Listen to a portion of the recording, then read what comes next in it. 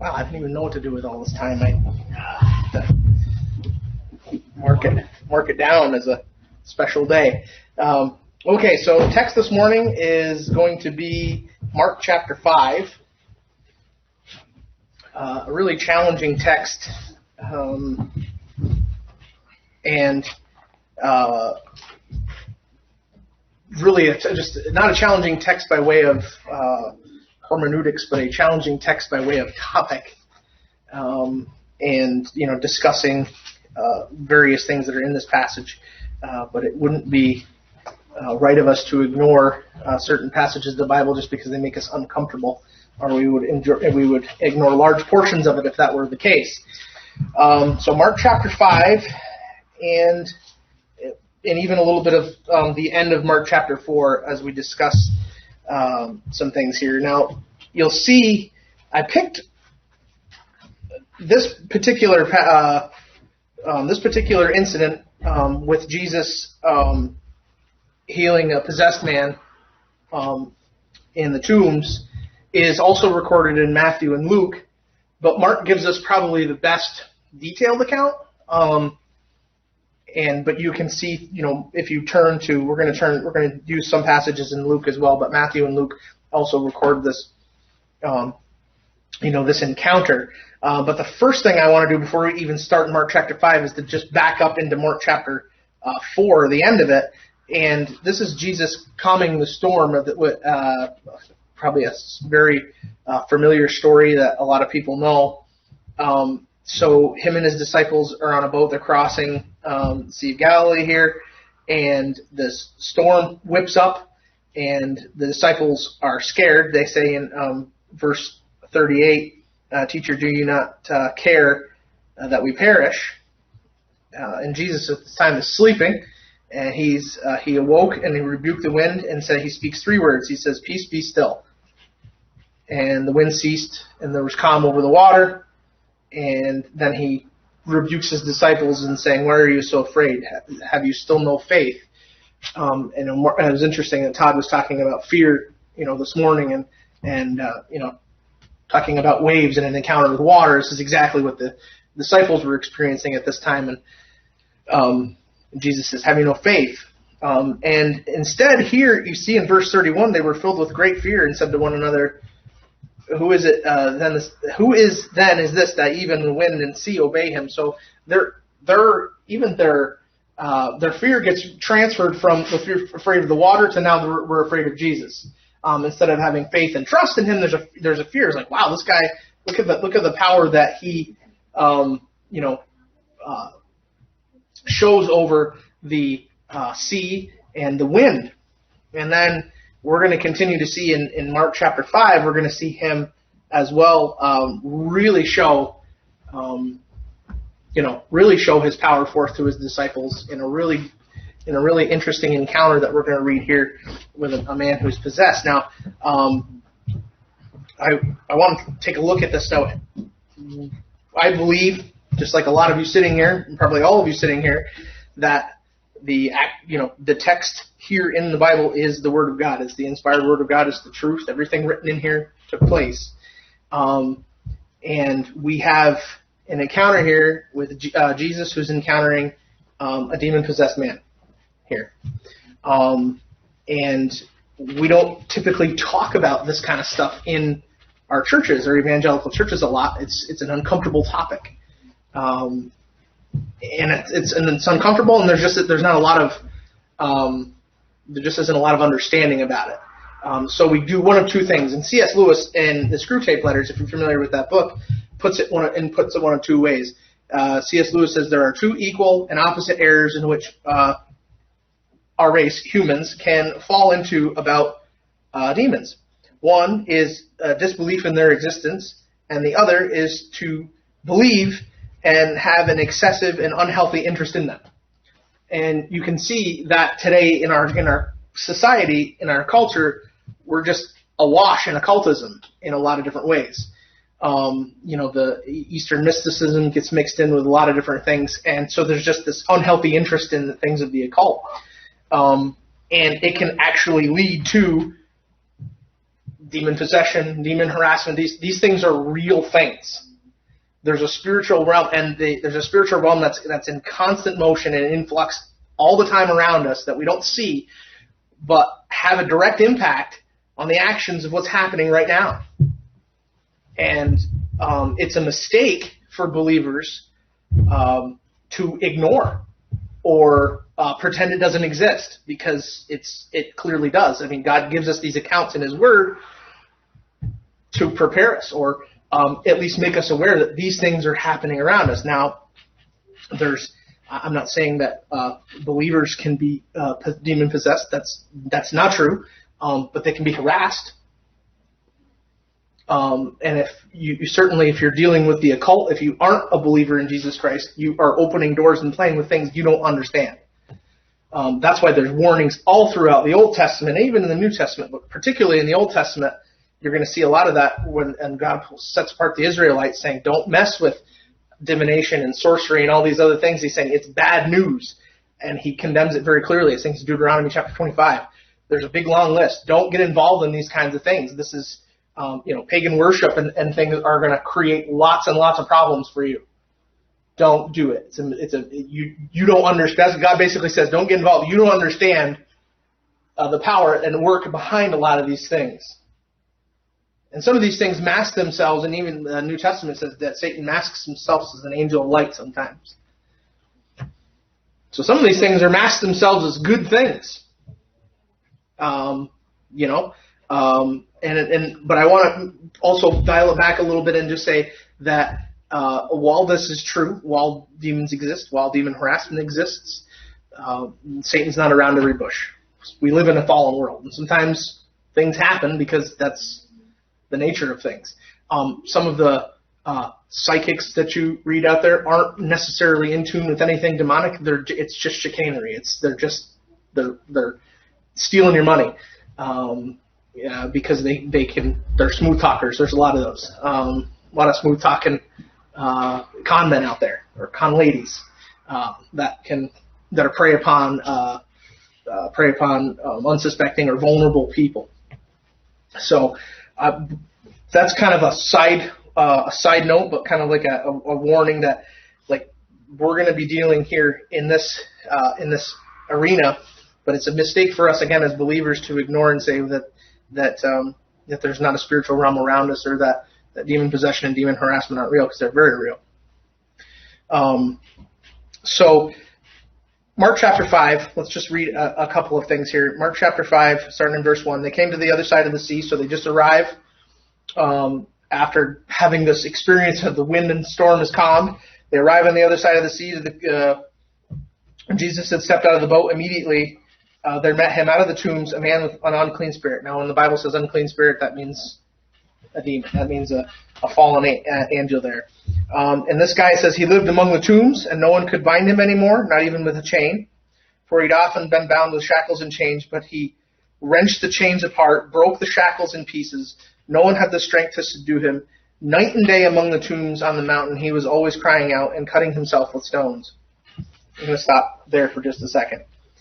So we have here, Jesus just calms the storm. His disciples are terrified of this water. He gets out of the boat, and they're immediately confronted with this possessed man here.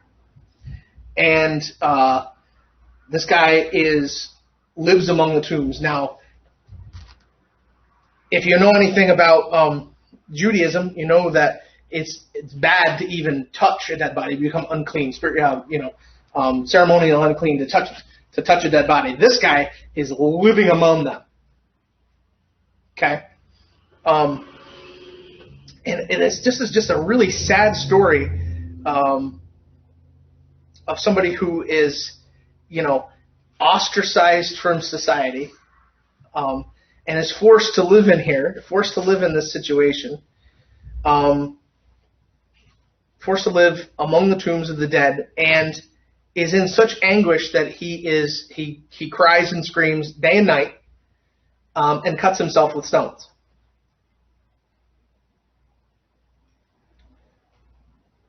Now, we don't understand, the Bible doesn't give us any indication of why this man was possessed. It doesn't tell us how he got into the condition. We don't really need to know, but we can know that he basically was living in a state of defilement. The Jews would have not wanted anything to do with this guy. Now, he was in a Gentile area, so it wouldn't have made a huge difference for him as far as township goes. But the disciples were very much Jewish, so they wouldn't want anything to do with this guy. And probably there was some Jewish people that still lived in that area. They wouldn't have wanted anything to do with him. It's like, hey, so what do you do with somebody who screams day and night and is in constant anguish and cuts himself? Well, we don't help him. We push him out and make him live in filth. Basically, that's where he's pushed to.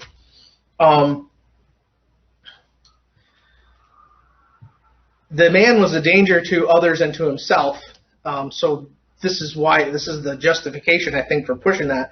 To protect themselves, the people of the town, they tried to restrain this guy. It says they tried to shackle him, they tried to put him in chains, but due to his Herculean strength, he just is able to bust these chains, and it's a real indicator here of what can be done with the power, demonic power, what is actually capable. This guy couldn't be bound by anything. Shackles, chains. We're talking iron, probably. Or I don't know. I think iron was available then.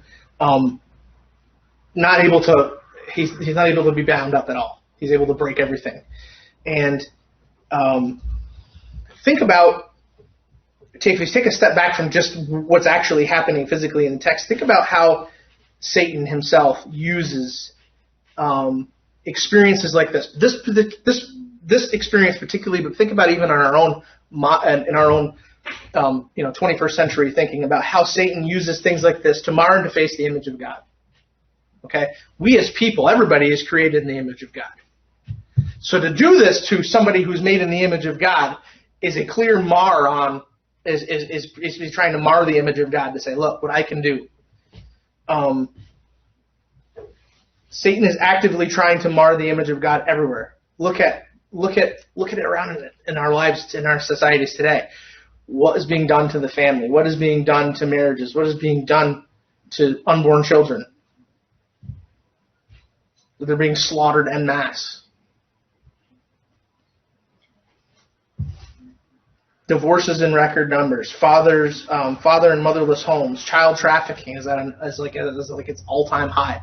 There's an inexhaustible list of modern day things that are happening that are like Satan trying to mar the wonderful, beautiful things that God has created and put in place to make his image. The marriage, the home, the marriage is a union between a man and a woman. It's brought there to be the image of Jesus and the church being brought together. Also, is an image of the best human example of unconditional love that one can give.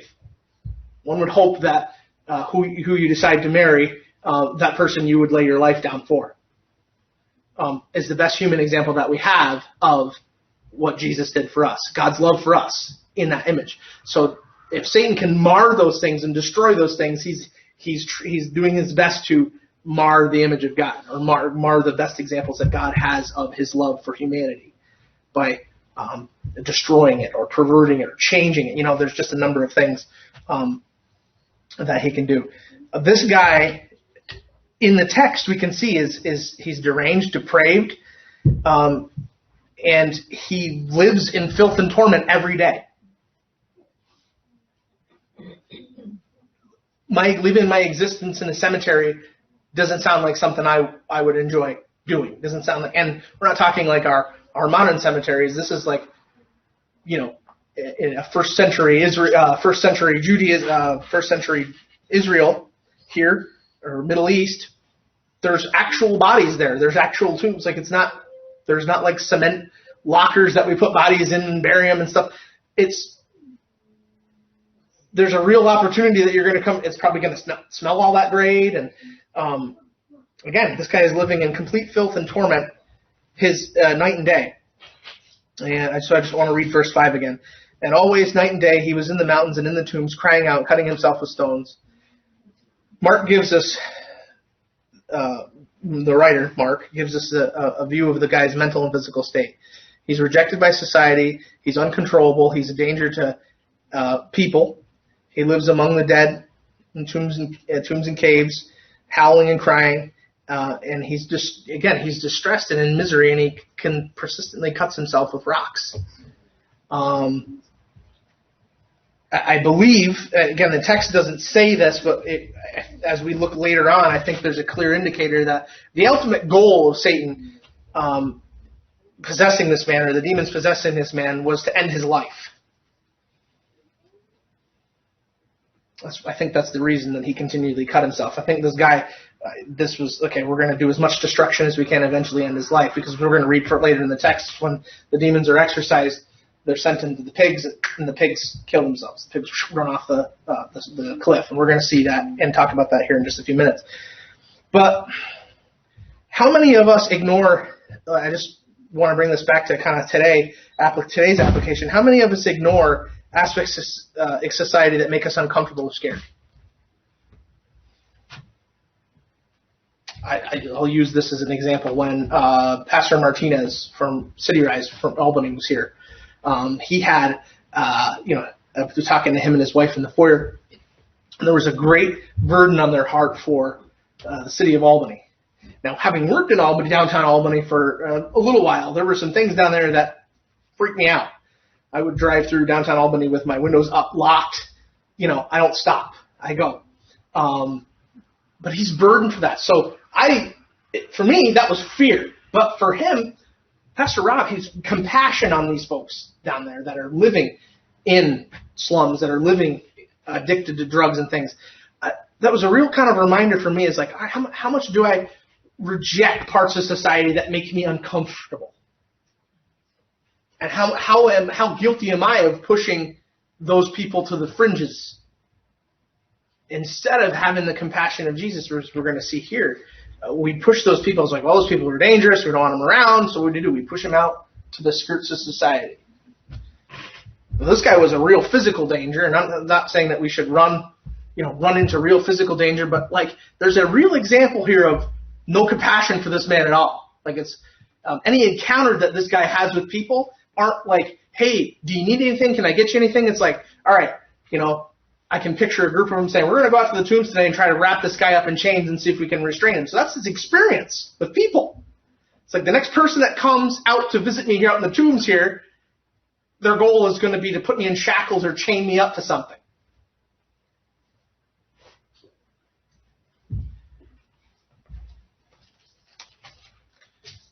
But I want to explain to us here this morning that Jesus, the compassion of Jesus, the love of Christ that should be in us now, we should see Jesus pursues the very people that we run from.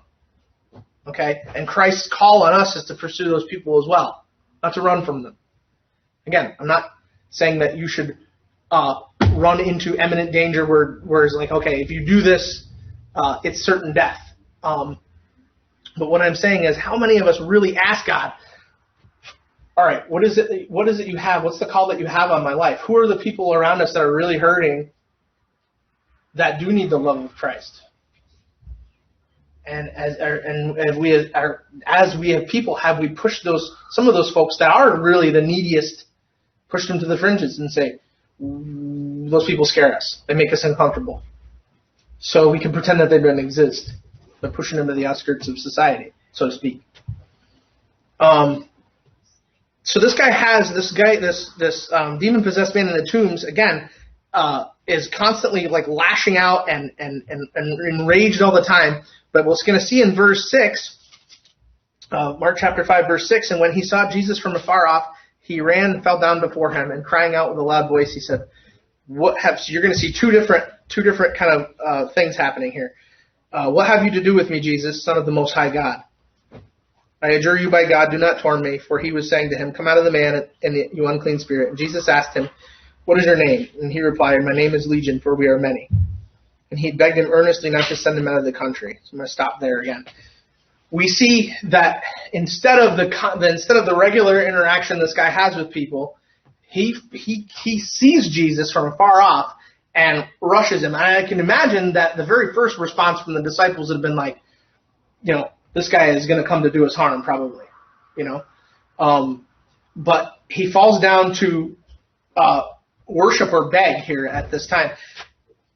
I think we see the demon speaking here in verse 7, but I've got to believe that there was some aspect of this guy's humanity in him that recognized who Jesus was and that there was hope there. Because he didn't lash out at Jesus. He fell down on his feet to worship. And then there's an acknowledgement here in verse 7 from the demons. What have you to do with me, Jesus, son of the Most High God? An acknowledgement from the evil spirits that are with this guy, who Jesus is. They also know, they say, do not torment me, for he's saying, come out of the man of the unclean spirit. If you turn over to Luke's account in chapter 8, Luke chapter 8, starting in verse 26, this account is recorded, and then you're going to look down in, where is it? 28. When he saw Jesus, he cried out and fell down before him and said with a loud voice, what have you to do with me, Jesus, Son of the Most High God? I beg you, do not torment me. For he had commanded the unclean spirit to come out of the man. For a time yet he had seized him, for he was kept under guard and bound with chains and shackles. Verse 30, Jesus then asked him, what is your name? And he said, Legion, for we are many demons, and entered him. And they begged him not to command them to depart into the abyss. So we see here in Luke's account, the demons know, the demons inside this possessed man know that the jig is shortly up. They recognize who Jesus is, and they recognize ultimately their demise is at his hands, or will be at his hand. And they ask not to be put into the abyss. We don't want to go. So if you look into the abyss, that's it's a certain part of hell that's a bound place for their temporary withholding until God destroys them completely. So they're not ready to go there yet, but they recognize that Jesus has the power to do that. There's another thing I want to comment on here in just a second is when they say that our name is Legion, we think Legion, we are many. Well, how many? I had to look this up. Mark would have been able to tell me, I think. Roman Legion at the time of this was written was about 6,000 soldiers. So we don't know exactly how many demons this man was possessed with, but if we're to look at what the actual name is, Legion, I don't think 6,000 is out of the ballpark to say, considering that if you continue to read here, in fact, there's a herd of 2,000 pigs that are then possessed after this man is exorcised. So this man it would explain a lot. It would explain the massive strength that he has, and why he's constantly being tormented, because he's possessed with a lot of unclean spirit, a lot of really bad stuff. But again, they recognize who Jesus is. So Jesus confronts them, and we see here that Satan attempts to, again, we see mar the image of God. He intends to destroy the image of God, as we see here in verse 5. He's trying to get this guy to persistently cut himself. But let's look Mark chapter 5, verse 12. And they begged him, saying, send us. I will back up. Verse 11. Now a great herd of pigs was feeding there on the hillside. In verse 12, they begged him, saying, send us to the pigs, let us enter them. So he gave them permission, and the unclean spirits came out and entered the pigs, and the herd, numbering about 2,000, rushed down the steep bank into the sea and drowned in the sea. So we have Jesus, a great picture of Jesus being our liberator. He liberates this man from the possession. And the demons are confronted and they say, don't send us to the abyss, send us into the pigs. And I think we have support from the text to say that Satan was ultimately bent on this guy's death. But being an image bearer of God, God was able to keep this man alive. And we see that the animals are not able to withstand the demonic forces, and that they end up killing themselves. I think that was Satan's ultimate goal for this man, because he's he's labeled a destroyer. He's labeled a murderer. 1 Peter 5:8 tells us that Satan is a roaring lion seeking whom he may devour. John tells us that the thief, Satan, comes to steal and murder. That's his goal. I'm going to destroy image bearers of God. And we see that in as he's exercised, we see those pigs then kill themselves. So after going down into verse 14, the herdsmen fled and told it to the city and the country, and the people came to see what had happened. They came to Jesus and saw the demon-possessed man, the one who had legion, sitting there clothed. So we know that before he was probably not clothed, wandering around the tomb screaming. He's clothed in his right mind, and they were afraid. So Jesus delivers this man, and instead of there being great rejoicing that this guy is like, hey, the man who was possessed and screamed all night and cut himself and stuff is in his right mind and is okay, there's this fear of Jesus.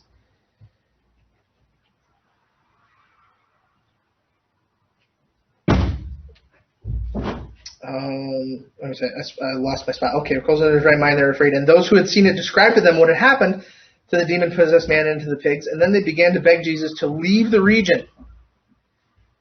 And as he was getting into his boat, the man who had been possessed with demons begged him that he might be with him. And he did not permit him to come, but he said to him, go home to your friends, tell them how much the Lord has done for you and how he has had mercy on you. And he went away and began to proclaim in the Decapolis how much Jesus had done for him, and everyone marveled. So we see a great parallel here of what our society is like as Jesus changes people. As Jesus changes people or blesses people, we see a rejection of those things. Our society society wants the blessing of God, but they don't want God. They don't want to acknowledge Christ's sovereignty. They don't want to acknowledge his power and authority over their life. But they want his blessing. They want him to be able to fix those things in their life, but they don't want to acknowledge him as deliverer.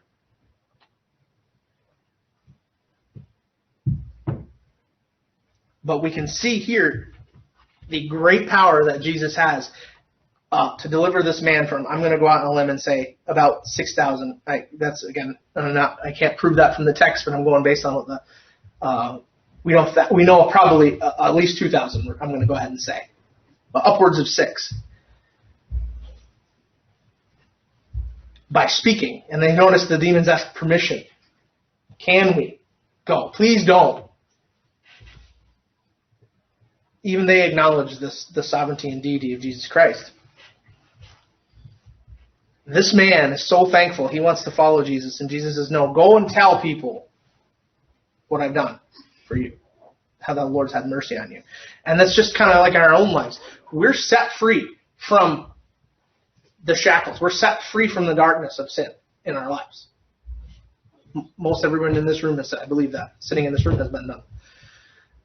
So Jesus commissioned. Could Jesus commission this guy just like he commissions the rest of us? Go and tell people what I've done for you.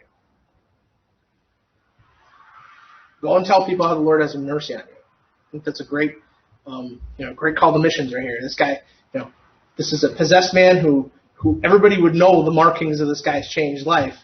And, Jesus makes this man, from demon-possessed, crazy tomb-living guy to missionary. Go and tell everybody what I've done for you.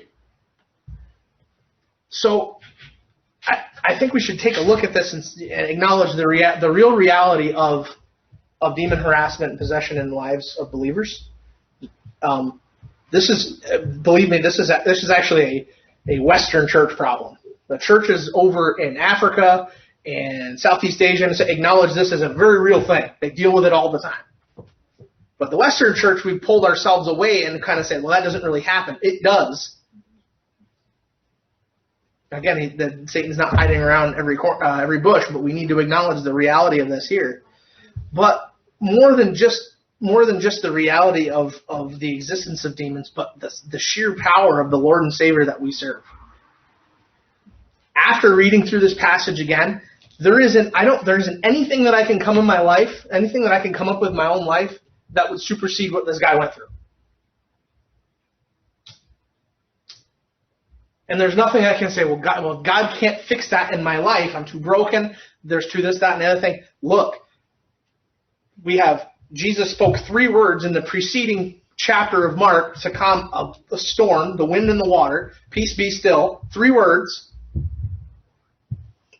And then here we have in Mark chapter 5, Jesus basically gives his permission to. He tells these demons to go out of this man into a herd of pigs. This is the Lord that we serve. He's able to do these things. So there's not something in my life that I can say, well, Jesus can't handle that. It's not too big for Jesus. So if you're ever considering that in your mind, that the problems that you have, maybe you're struggling with sin in your life, a sin that you can't seem to get yourself free from. You say, well, Jesus can't set me free from it. Absolutely he can. Look at Mark chapter 5.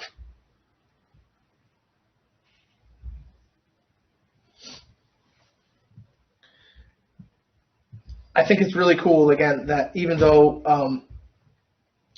this guy had a really, really sordid, horrific, very, very terrible past that you can look at here, that, Jesus commissions him to go and basically be a missionary. He doesn't use that terminology, but, he commissions this guy. Go and tell people what I've done for you. Go and serve me. He doesn't say, well, because of your past, you're disqualified from service for a number of these other things. Jesus commissions him. Go and tell everyone. Can't come with me, but this is your job. I marvel at that. I think it's so cool. It's so cool. We have a lot of applications that we can look here if we continue to even kind of mine this passage out. But the really thing I wanted to get, the gist that I wanted you guys to get this morning, if you got anything from what I've said, is that first recognize that Satan and his kingdom are real things, active right now in the life of in the spiritual realm, everywhere around us. They're real, but they're limited in the life of the power of believers, in which way, what we have. Again, we serve a risen Savior who has the authority over them. They know that. So that's the first thing. And then, 2, again, I get that the story is like somewhat disturbing to read through it and envision what this guy was going through. But to have us have a right understanding of, what Satan is capable of and what Jesus is capable of. The Bible clearly speaks to the power of Satan that he currently possesses in this world. So again, demon possession is a real thing. It happens. But we can only be influenced by it so much, and not to have an unhealthy interest in it. The other thing is that, are we pushing people? Are we really taking care of the society, the needy people in society? Are we really warriors in prayer? Or are we pushing people to the fringes of society because they make us uncomfortable, or they're scary? They look scary or not? Are we pushing those people to the fringes and ignoring them instead of trying to have the compassion of Jesus to say, here, now obviously we will allow people to come and worship at our feet. That's not what we want to point them to Jesus Christ. And having this as an example to say there isn't anything in anybody's life that Jesus can't set them free from. Not in our own lives, and not in the lives of the people around us. We have a responsibility then, since we ourselves have been set free from shackles, so to speak. And the Bible tells us we've been called out of darkness into light as believers. It's our responsibility then to go and tell others what Jesus has done for us and the mercy that he's had and the compassion that he's had for us. He commissioned this guy, and he commissions us as his church to do so. Our job's not to allow people to live in the mire of sin and darkness. It's not ours anymore. And so we have to, again, as Todd said at the very beginning of when we got in, to the message this morning, we have to overcome our fear with faith. And that's really easy for me to say here this morning to you and stand up here and do this. You have to overcome your fear with faith. I falter there a lot. I think we all do. But we just have to go back to the text, and we have to go back to the text of his word and say, he's not going to fail us. He doesn't fail us, doesn't let us down. We don't have anything to be afraid of. This is the Jesus who we serve. We have, again, great examples of these happening with the disciples. We see there, they lived it. And they still, Peter, right up until Jesus' crucifixion, they were like, hey, you're Peter, you're one of the disciples. Like, no, I don't know that guy. He witnessed this stuff. So it's okay to trip up occasionally, but come back. Come back to the text. Come back to recognize who Jesus is. But you're not a bad Christian if you trip up and let sometimes the fear overcome. But that's why this stuff is recorded. So we have a log we can look and say, you know what? I can imagine these people were probably a lot more terrified than I was. And their faith, Jesus overcame all that. So that's kind of what I want. I just wanted everybody to hear this morning, is that if there's anything too big or too dark even in anybody's life that Jesus can't overcome. And please don't allow your faith to be overcome with fear. The fear of somebody or the fear of the unknown. Because let Jesus consume you, not fear. There. I'm going to close with that. That was a good one. So let Jesus consume you, not fear.